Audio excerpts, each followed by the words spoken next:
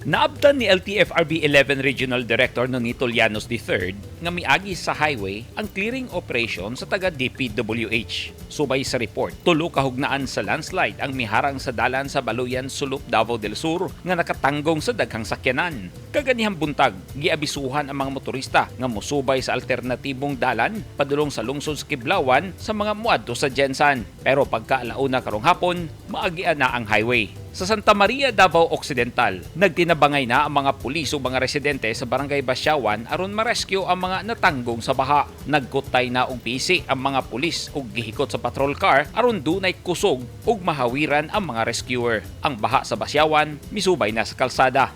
Sa Malita, Davao Occidental, giagak sa mga pulis kining usa ka tigulang nga ilang na-rescue o gipasakay sa patrol car. Nag-house to house sab ang mga sundalo sa 73rd IB aron motabang sa paghikling sa mga residenteng natanggong sa ilang mga balay. Gipangsungay ang mga bata, samtang ang ubang sundalo nagpahigayon og clearing operation sa kalsada tungod sa midahili nga mga bato ug punuan sa kahoy.